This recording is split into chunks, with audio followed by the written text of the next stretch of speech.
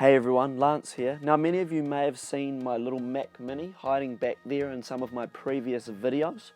Now that Mac Mini is what I do the majority of my video editing on, so I thought I'd try and make it a little bit gruntier and build an external GPU for it. Now keep in mind, what I'll be doing here will only apply to the graphics card that I will be using, but you can do similar things depending on what card you choose to go with this. And with that said, if you do damage any of your hardware during this, keep in mind it's not my responsibility. Do be very careful when you're doing this build. I'll go through the parts that I'll be using in this build with you guys. Now for the graphics card, I'll be using the AMD Radeon RX480 reference card from ASUS. This is an 8GB card, and while it doesn't have a back plate and it is a plastic cooler, I really like the look of this cooler, which is one of the reasons why I went with this card. I have also never had any AMD hardware before, so I thought why not give it a shot and why not start with the latest and greatest they have to offer. There are a few people online that have got the RX480 to work, however there isn't a comprehensive guide from start to finish for the RX480, so I'm hoping to cover off all of that with you guys today. For the power supply, I went with the Silverstone SX500 LG 500 watt fully modular power supply. Now this is an 80 plus gold rated power supply, and it's also what they call an SFX-L form factor, which is smaller than a standard desktop power supply, but that's nothing to worry about in this case. That's completely fine. Now I went with a 500 watt power supply, which is way more than I need, mostly because I got this cheap. This was the cheapest fully modular power supply I could find at the time I was buying all my parts. But you may also want to keep in mind that if you want to use a graphics card that has an 8-pin power connector, you will need a power supply that is at least 450 watts. Anyway, there are other ways to power these eGPUs, but I'll come back to that a bit later in the video. And of course, the Akitio Thunder 2. This enclosure supports dual slot PCI Express cards, but doesn't natively support graphics cards. However, this seems to be the most popular enclosure that people use to modify for external graphics cards for a Mac. Something to also keep in mind with this is my Mac Mini is a 2012 model, meaning it only has a single Thunderbolt 1 port, meaning that all of this is bottlenecked to PCI Express 4x speeds. As mentioned earlier, there are many different ways to power these external GPUs. The main problem with the Akitio Thunder 2's power supply is that it's only 60 watts, with 30 of that being reserved for the Thunderbolt board here, and the other 30 used for the main board here with the PCI Express slot on it. Now of course, 30 watts is nowhere near enough for a graphics card, which is why I'll be using the desktop power supply with my eGPU. Now I will be soldering some kind of power connector to the back of the PCB where the barrel style connector meets the PCB. This method is reasonably common. Some people will also solder directly to the back of the PCI Express slot. However, that is far outside of my skill level, so I won't be touching that. Now don't be put off that you have to solder. It isn't too difficult, and I'll show you guys how I'm doing mine. But remember, also keep in mind that you are responsible for looking after your hardware, so if anything does go wrong, it's not my responsibility. Some people will also use a powered riser card. However, this method has a lot of stability issues. Now, from what I've been reading online, it is also an older method that people used to use before they found it was safe to put more power through the Akitio board. So it's not really as common now, but basically you'll have a card like so. So basically that will go into the PCI Express slot on the board. This side the graphics card will connect to, and then the graphics card gets additional power via a Molex connector that's soldered to the riser card. And from the reading I've been doing online, the preferred method for all of this is to use an old Dell DA2 power adapter for an old laptop. This is popular because it has an 8-pin power connector, just like you connect from a PC power supply. And basically from eBay you can buy a little kit that connects to that 8-pin and has a barrel style connector for the back of the Akitio box, and either an 8-pin or 6-pin or dual 6-pin for the power connector on the top of the GPU you choose to use. You will also want to keep in mind that if you're using a desktop power supply for all of this, you will need to jump the 24-pin power connector, as we're not connecting directly to a desktop motherboard. I have this from my water cooling because of course you need to do the same thing to power on the pump when you're filling a loop, but you can get these really easily. This will also mean that you'll need a power supply that has its own independent power switch, as you'll need to switch the power supply off manually when you shut down your Mac. Otherwise you could possibly damage your hardware leaving it running with nothing drawing power from it. Anyway, powering all of this is the first hurdle, so now we can move on to the software. First thing that we'll want to do is disable system integrity protection. Now to do that, we want to start the Mac up into recovery mode, and we can do that by holding Command R when we start it up. We'll see this screen and we want to go up to Utilities and then Terminal. And once this comes up, I don't know if you guys can see this, but we want to type CSRUTIL space disable. Hit return. It'll say successfully disabled system integrity protection, and then we want to type reboot and the Mac will restart. And that's all we need to do in recovery. All the other software stuff will be done within the main OS itself. There's a little write-up that I found online on the itsage.com, basically about putting an RX480 GPU into a Mac Pro running OS X Sierra. This basically tells us we need to modify a Kext file. Now don't be put off too much by this, it's not too tricky, we just need to add the PCI ID for the RX480. We will also need to go to the bottom and there is a link to Kext utility. This is a tool we'll need to download. This will basically repair the permissions of any Kext files that we've modified. Once we open this link to Kext utility, we want to click this button. The website does look very dodgy, but I have used it successfully for a long time and had no issues. So that's downloaded. We can see it downloading down here, and then we want to close that link and we want to go into our Finder, and then we want to go up to Go and then Computer. From here we want to go into Macintosh HD, System, Library, and then we want to look for extensions. Now keep in mind my file will already be modified. Let's get the PCI ID here, so that is this one.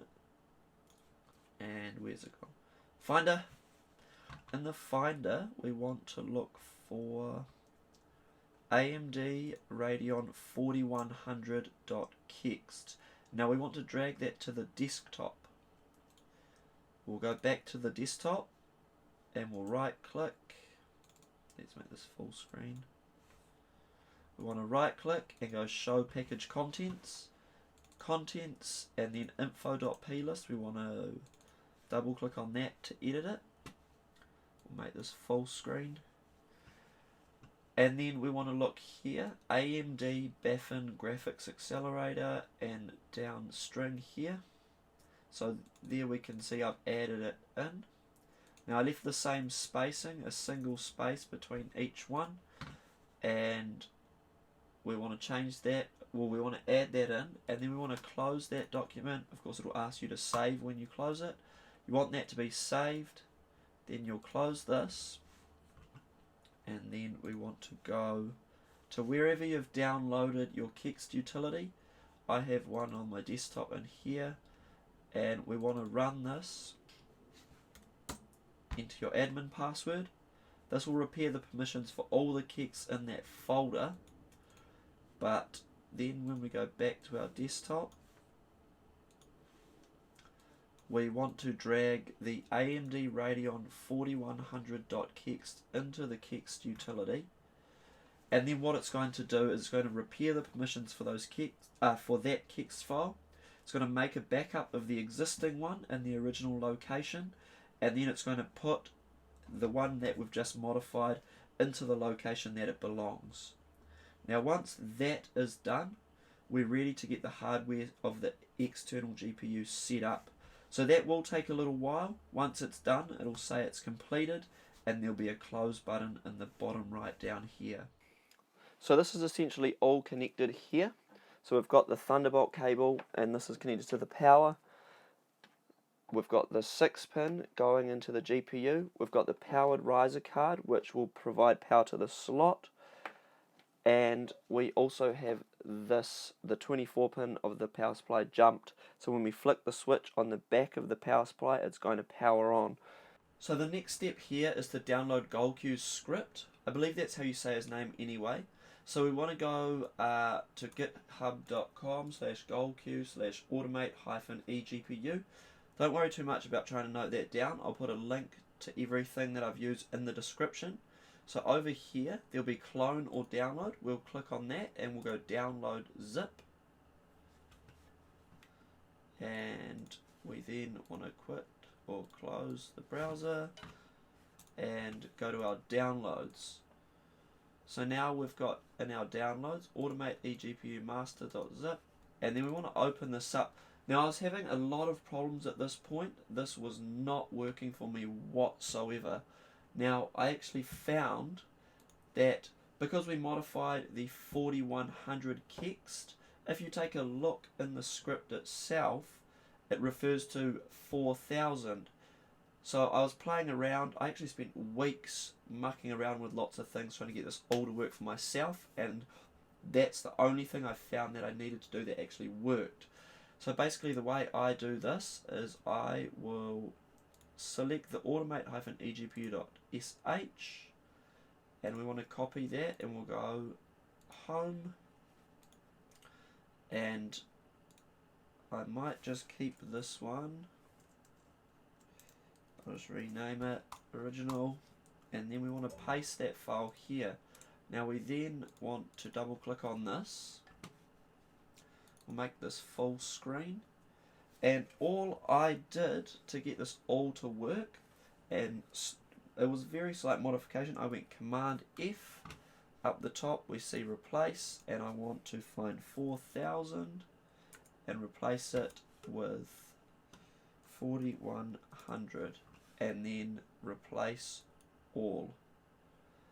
And then we want to Command S to save, and we then want to note this here, usage. So we want to copy this line here, Command C. We want to open terminal, and then we want to Command paste and hit return. That's that one. We then want to run this. So we'll go back to terminal and Command paste. This will ask for your admin password because it is a sudo command. So if we hit return password, put that in and return again, and should give us some output after a few seconds. Detected eGPU, Alizmir Radeon RX470/480, current OS, blah blah blah, and this is what you should expect to see. And already, please restart the Mac, quit terminal, quit text edit, and then we will restart. Now that we've restarted the Mac, there's one last terminal command we need to run. This is to enable all the background services, so of course we'll need to do this each time we restart the Mac. Whether you do or not, that's up to you, and to be honest, I've used the Mac many times without doing it, and I've never noticed a difference. You might not either, but we want to go ahead and open terminal. And in terminal, when we press the up arrow, it will give us our last run command. So if you're doing this for the first time, we should see something like this. We want to add a -a and hit return, admin password, hit return, and it will let us know that the background services are now running or have started. And when we go to about this Mac, we'll see that the graphics are now showing AMD R9 XXX 8GB. Now it's showing R9 because what we've done is tricked it to use the R9 drivers for the RX series cards. So you can change this. The write-up that shows you, or that we got the PCI ID from, shows us how we can also change this, but I wasn't too worried, so I'm just going to leave it.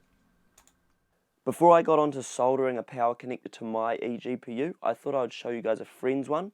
Now this is my RX480 here, and we can see on this that there's connectors here.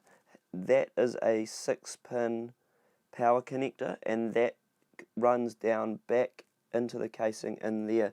And we can also see the front of the enclosure is cut off. It ends there instead of continuing to about here and coming up. So that's something that you could do to set yours up. Here's my enclosure here, still with that front bit on.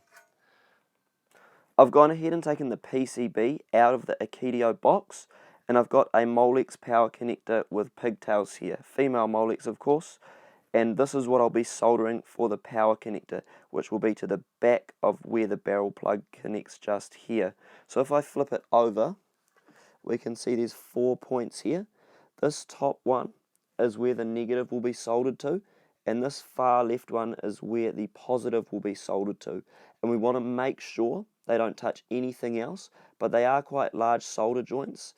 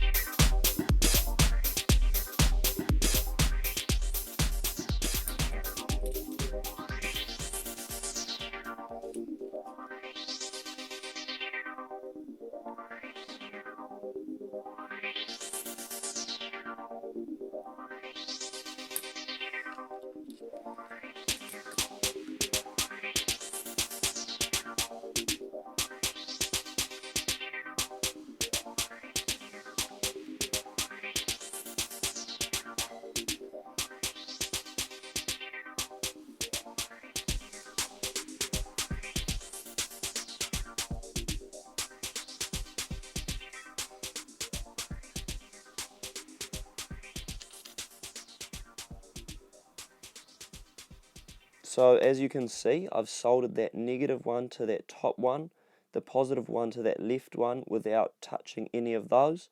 Now I'm going to hot glue over this to hold it steady, and also so it doesn't touch on anything metal inside any casing it's going to go into. Now you guys saw my soldering skills weren't the best, so if I can do it, almost anyone can.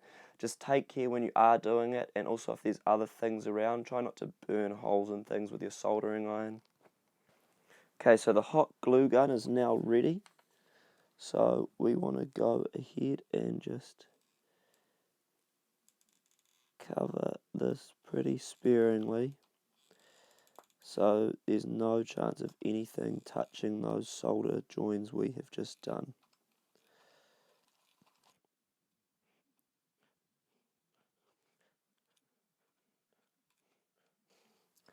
As easy as that. Don't really want it on my mouse pad, but whatever. Now you don't need expensive glue gun or soldering iron. As you saw, my stuff was the cheapest of the cheap. That's all you really need. So let's get this into the enclosure and all set up and make sure it all works. And then I want to do some benchmarks for you guys. Okay, this is the moment of truth. Here's my power connector I've just soldered on. This will be my first boot. The power supply over here is powered on, so I'm going to switch on the Mac and see if we get the graphics card powering up as well. There's the startup chime, you guys might have heard that. And then we've got the fan spinning there. It does take a little while before display outputs, but so far so good. So I guess that confirms it. You can use a Molex connector or a female PCI Express connector like my friend had on his one here. Now of course it's all sitting like this because I still haven't yet cut the front off my case. Now I've just got the screen flashing, and if we look up we can see we have display output. I unscrewed the front of my housing, that's this small piece here. And rather than cutting the front off, I've pried this back and hammered it flat, so I can always bend it back in future. And it also makes a nice cable management kind of area here. Now I'll try and show you guys the top and the other side of this. The cabling is reasonably tidy. I've used Velcro straps to keep it all nice. Let's get in up here. And we can see from the top, that's all the cabling there is. Now some people do actually choose to glue that power supply to the back of the Akitio box. I haven't done that, I'll be leaving it for now. But as you saw, all of those cables will be nicely hidden away when this is sitting back in its spot back here. I've done some benchmarks in both Valley Benchmark and the BioShock Infinite in-game benchmark. So I've run each test 5 times with the same graphics settings respectively. So 5 times with the eGPU, 5 times without, and I've averaged off those numbers. So I'll go ahead and show you guys the results now.